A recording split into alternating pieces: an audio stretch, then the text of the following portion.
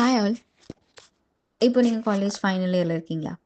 உங்களுக்கு கார்ப்பரேட்குள்ளே வரணும்னு ஆசை இருக்குது. பட் என்ன பண்ணணும், எப்படி பண்ணணும், இன்டர்வியூ எப்படி கிளியர் பண்ணணும், ஃபியூ டிப்ஸ், பேசிக் டிப்ஸ் ஒரு குவிக் வீடியோவில் பார்த்துடலாமா?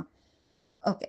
ஸோ ஃபர்ஸ்ட் நீங்கள் இன்டர்வியூ அட்டென்ட் பண்ண போகிறீங்க அப்படின்னா நீங்கள் ஃபைனல் இயர்லேயே டிசைட் பண்ணியிருப்பீங்க நான் கார்ப்பரேட்குள்ளே போகிறேன் அப்படின்னு சொல்லி.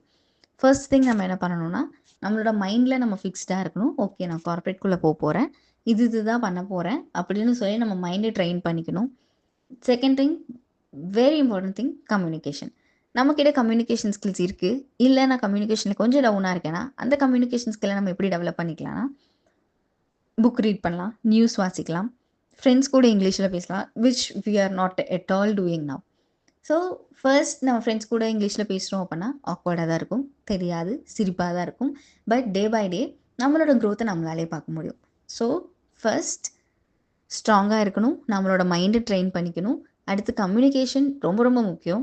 தென் நான் ஒரு இன்டர்வியூ அட்டென்ட் பண்ண போகிறேன்னா அந்த கம்பெனியை பற்றின பேசிக் டீட்டெயில்ஸ் எனக்கு தெரிய வரணும். அந்த பேசிக் டீட்டெயில்ஸை நான் எங்கே சர்ச் பண்ணுவேன் அப்படின்னா தினம் நம்ம 2 hours 3 hours தேவையே இல்லாமல் மொபைலில் ஸ்பெண்ட் பண்ணுறோம். அதில் ஒரு 10 minutes 15 minutes நமக்காக ஸ்பெண்ட் பண்ணி ஸோ மார்க்கெட் எப்படி இருக்குது, கம்பெனிஸ் எப்படி இருக்குது, இதை பற்றி நம்ம தெரிஞ்சுக்கணும். நெக்ஸ்ட் என்னென்ன சோர்ஸஸ் இருக்குது அப்படின்னா நிறைய சோர்ஸஸ் இருக்குது. லைக் நிறையா ஜாப் பிளாட்ஃபார்ம்ஸ் இருக்குது, வெப்சைட்ஸ் இருக்குது, இதில் போய் நம்ம அந்த டீட்டெயில்ஸ் எல்லாத்தையுமே எடுத்துக்கலாம். Next what should I do for it? நான் அதுக்கு என்ன பண்ணணும்? நம்ம டே டு டே அப்டேட்டிங்கில் இருக்கணும், technology bases or market bases எல்லாத்துலேயுமே.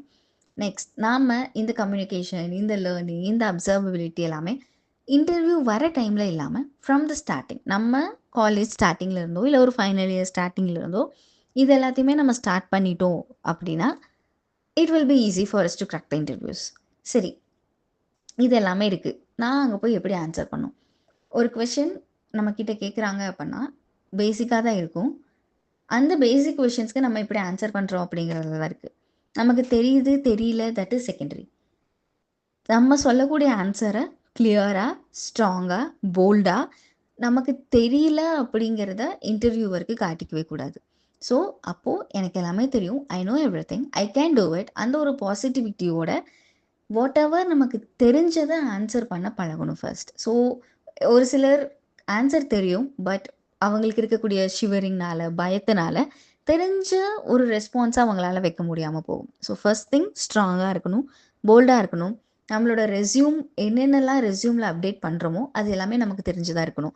என் ஃப்ரெண்ட் அப்டேட் பண்ணியிருக்கான், என் கொலீக் அப்டேட் பண்ணியிருக்காங்க அப்படின்னு இல்லாமல் எஸ் இதெல்லாம் தான் எனக்கு தெரியும், இதுலேருந்து என்ன கொஷின்ஸ் கேட்டாலும் நான் ஆன்சர் பண்ணிடுவேன் அப்படிங்கிற ஒரு தாட்டோட நம்ம ரெஸ்யூம் ப்ரிப்பேர் பண்ணணும் ஃபர்ஸ்ட். ஸோ இதெல்லாமே இருந்துச்சு அப்படின்னா வி வில் ஈஸிலி அண்ட் குயிக்காக நம்மளோட இன்டர்வியூவை கிளியர் பண்ணிடலாம்.